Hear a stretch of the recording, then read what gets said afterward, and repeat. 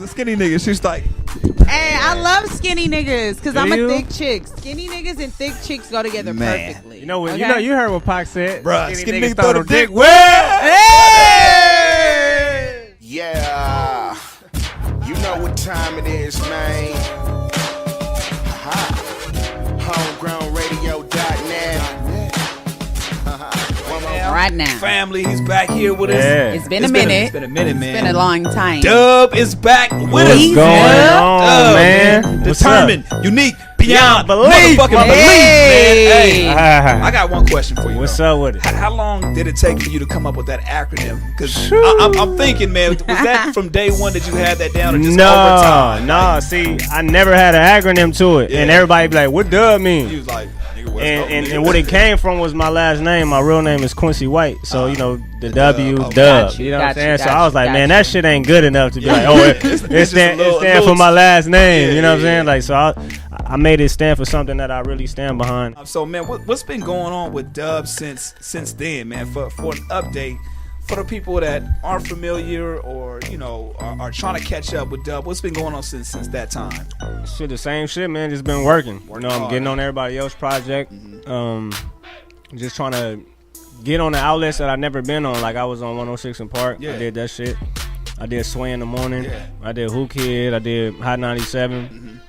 So I was just doing a gang of shit, like, and people were surprised that I was doing it, me being from the West Coast and getting so much love out on the East Coast, but they fuck with me because I'm a lyricist, you know what I'm saying? I don't make the music that, not to downplay everybody else, but I don't make the party music that everybody make in LA, so I'm on some, the lyrical, heartfelt, motivational lane, so that's why they was fucking with me out there, you know what I'm saying? But I think it's necessary too, because it creates that balance, you know what I'm saying? Like, and there's no, like you said, there's no shots to people that do that, you know what I'm saying? But you got something that's different, to offer. Was it always your intention and your plan to do that from day one? Or you just I started like as just a battle punchline rapper. I didn't have nothing, like no substance towards me, you know what I'm saying? Right. And then when I started going through shit in real life, it made me talk about it, and that's what everybody was coming to me for, like, shit they can relate to, because everybody gonna always have problems. So if I'm talking about shit that I'm going through, it's nothing new under the sun. So it may be something that he going through or she going through, you know what I'm saying? Or a similar situation. So that's why I always talk to the people that really ain't got it, you know what I'm saying? Because I don't like rappers that talk about, they rolly and how much money they throwing in the club. Like, it's motherfuckers out here hurting, you know what I'm saying? You like to make it relatable. Yeah, man. Yeah, I feel you. Fuck that shit, you know what I'm saying? What made you make that decision to become a rapper versus B-ball star? A nigga just started going to the studio, and it made me feel way better than I ever felt playing basketball. So, and if something made me feel like that, I knew I had to quit. Keep on going. You know what I'm saying? Because, man, that's crazy. When you in love with something and something make you just pull your way that easy, it must be faith. You feel me? And it makes sense to go in that direction to follow your passion, man. Exactly. And you said you realized it was your passion around that time, 18, 19, maybe 20, around that time? Yeah, no, I figured that was my passion at 16. Oh, shit. I was still in high school. Wow. Yeah. What's your outlook as far as being an MC and choosing this as a career now? Well, it was always the same, you know what I'm saying? Like, if I'm at work, I'd rather it be something that I'm in love with. You know what I mean? And as far as my daughter coming into play, she just giving me more fuel to really make it happen. You know what I'm saying? Not saying I wasn't working hard before, but it's like, say my car was already fast, she brought the Nas in that motherfucker. Yeah. Won't take no loss, won't take days off.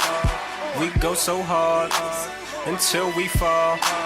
Won't take no loss, won't take days off. We go so hard until we fall. A nigga used to dream, my reality's a dream now. Now look, there was a headline that popped up a few months back. Almost a year ago. It says game sign scheme and DUBB to his Blood Money Imprint. So immediately what I thought, and it's no shot to anybody, but I was like, why? Like, I felt like you were saying, why would he do that? Why? Rapper under a rapper. Yeah, not even that. Not even that. But well, that's the general. That's immediately look. What I the thought. general statement. When people come up here, I ask them in terms of like, why would you sign to a rapper? You know what I'm saying? That's my immediate question. Off top. But if it's a rapper, it gotta be Jay-Z or something. But that was the question at hand. So I definitely want to get your response on that signing to the Blood Money Imprint and everything that's transpired. I'm gonna say it as real as possible. Go ahead. Okay, look. So when the shit came out, I had so many pending deals, bro, that I shedded a tear when I heard that shit. Not in a good way, because that shit was said without even any paperwork done, nothing. And it's not a shot at the homie, like Game the homie. Yeah. You feel me? But I had pending deals with big labels, a big record label, a big independent label. I don't want to say names, but if I said the names, niggas would be like, damn. You know what I'm saying? So when that statement was made, it was so far gone because it was on MTV News, it was on Power 106, Hot 97, the Bliss business. So when it was said, it was just too far gone. Yeah. You know what I mean? So I had really no choice but to run with it.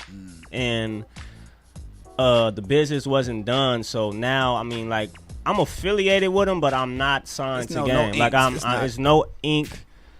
And I don't know if it ever will happen. You know what I'm saying? Like, you don't see me around. You know, like I said, that's the homie, though. But I mean, people heard you on his last mixtape and just assumed, like, okay, boom, it's a done deal. They announced it. He's on the album or the mixtape, and there's more things to transpire. But when things didn't go past that, that's when, like, my eyebrow kind of raised, and I was like, okay, well, what's really the situation? Really going on? You know yeah, I'm not signed to him. Okay. You know what I'm saying?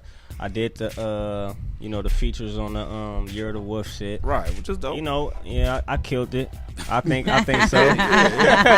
You feel me? We gonna play that too. I think I brought some value to the project. But other than that, man, it's like I'm trying to be me. I'm not trying to be signed to a rapper. You know what I'm saying? Game, Rick Ross, Jay-Z, nobody.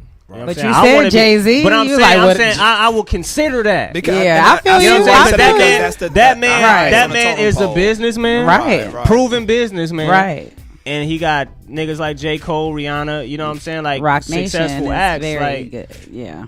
You know what I'm saying? So, like, if I'm gonna make a business decision, it's gonna be based off, what I see. And here's one thing that I just, me personally, I don't understand, and maybe you can help me out. Like, what at this point, when something like that transpires, what's your next conversation with Game? Like after that, like, hey, dog, like, what's up? Or is it like, hey, okay, cool, let's get this business handled? Or is it more honestly, like, let's with talk all it due out? respect, I'm not even interested in doing that. Okay. You know what I'm saying? Having like, a conversation, or no, I'm saying like speaking on it, signing that. Gotcha. Like like I said, there's no disrespect, but I don't want to sign the Game. Like, I wouldn't do it. You know what I'm saying? For different reasons. You know what I'm saying? Like, I don't know, man. I just feel like I can do what's being done by myself.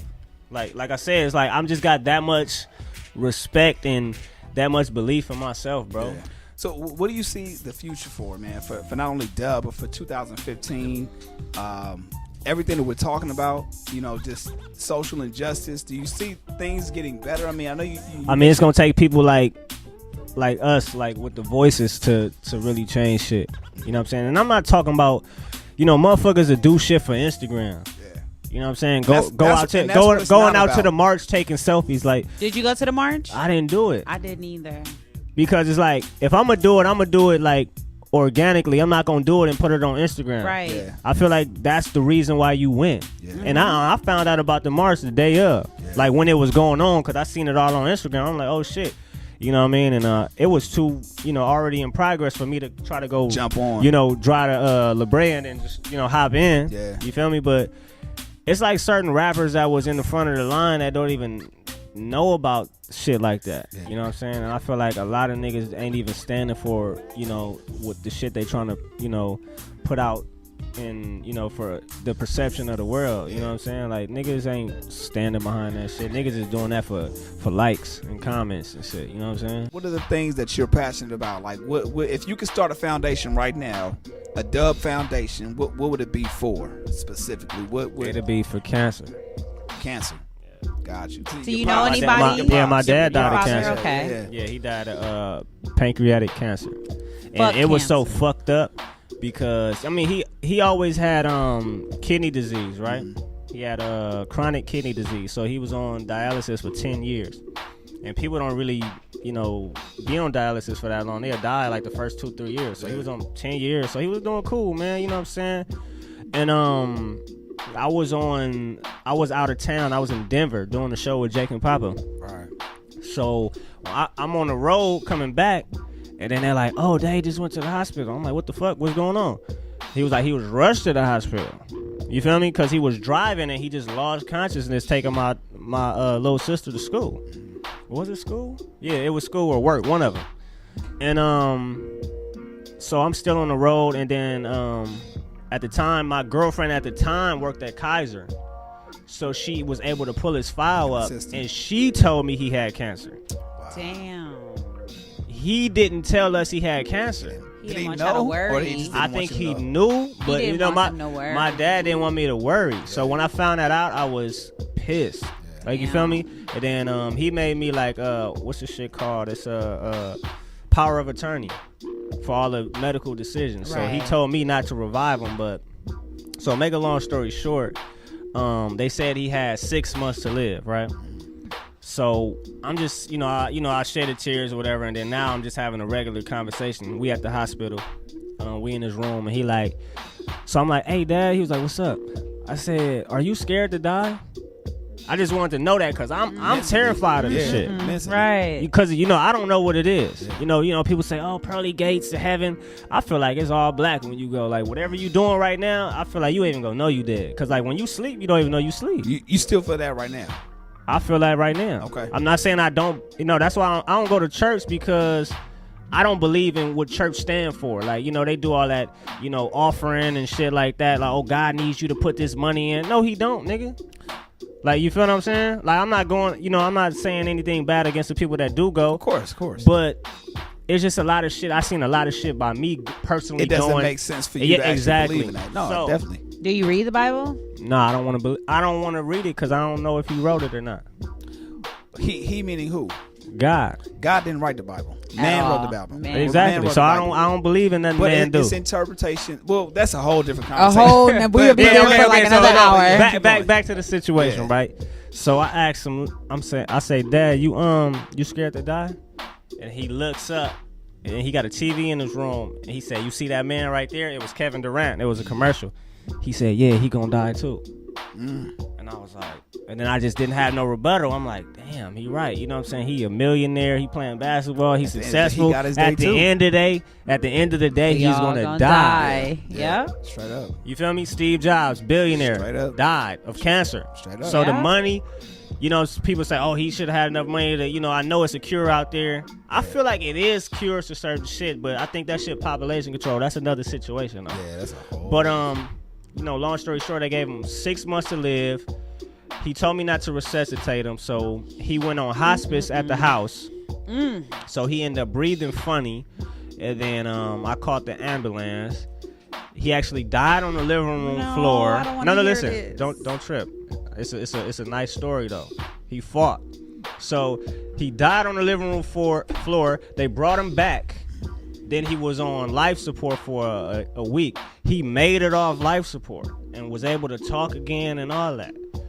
So the reason why I'm a rap until it's over with is because I asked him, because he had the tube down his throat while he was on life support, and I was seeing if he was coherent. So I was writing shit like, hey, Dad, do you like peas?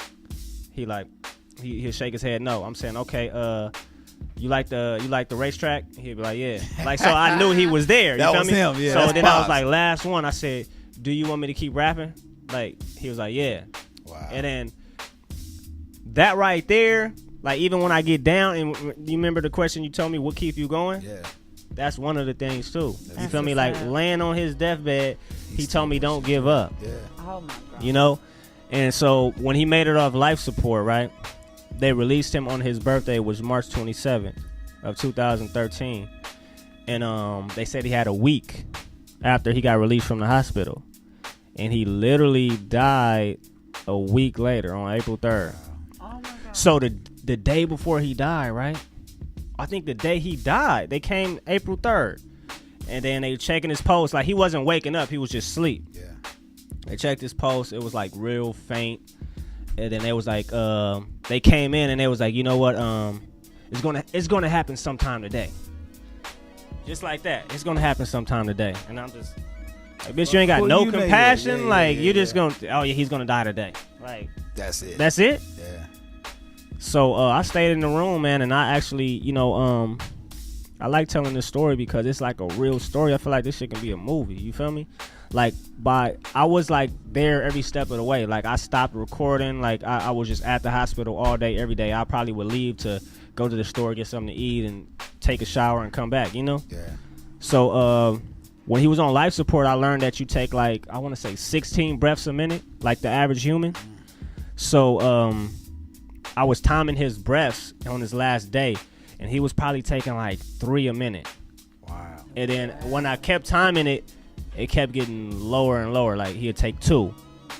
Then I'm like, damn, I think this shit about to happen. I'm in there by myself.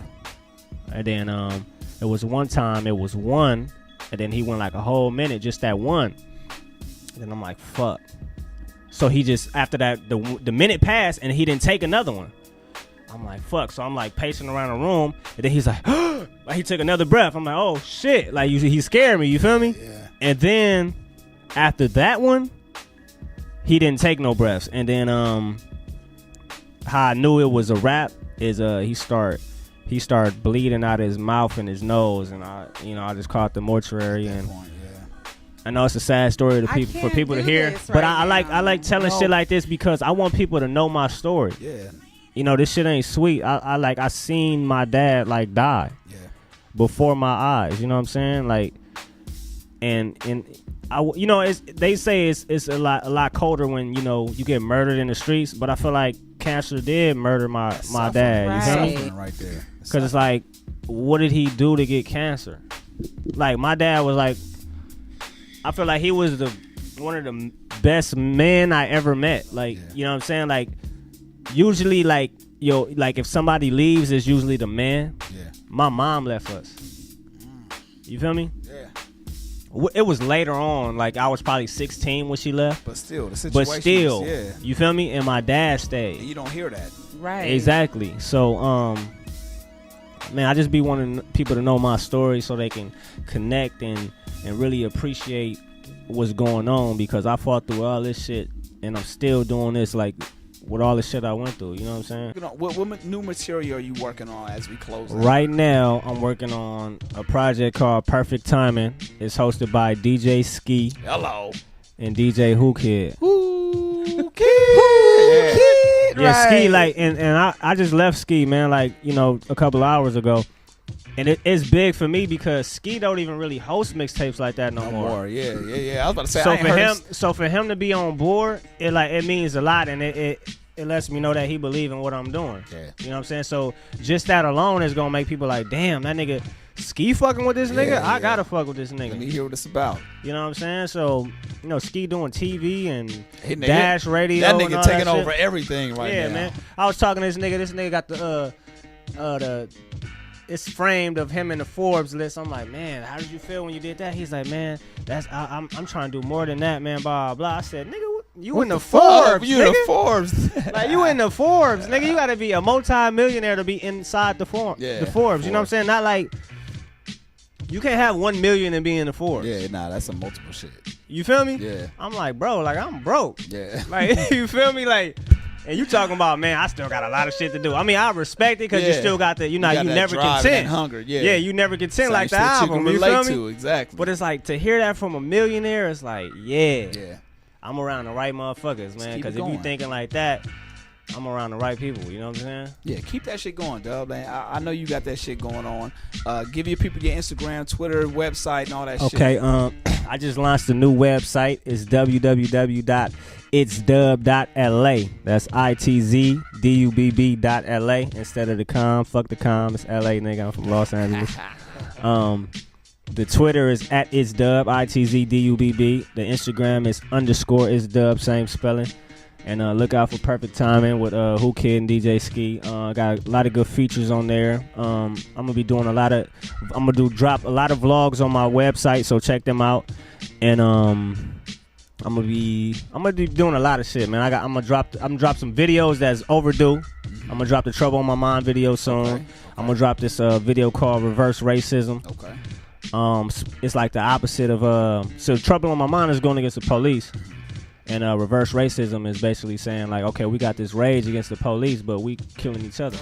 Sitting in the trap like damn, trying to turn a couple grams to a couple $100 grand. I grew up in the town, they don't make it out up. If you black, you don't live to see a man. You seen 21, you done won the lottery. Talking friends where the streets stand. Took a lot from me, I washed up from a robbery. Now your name 4657239B State Property.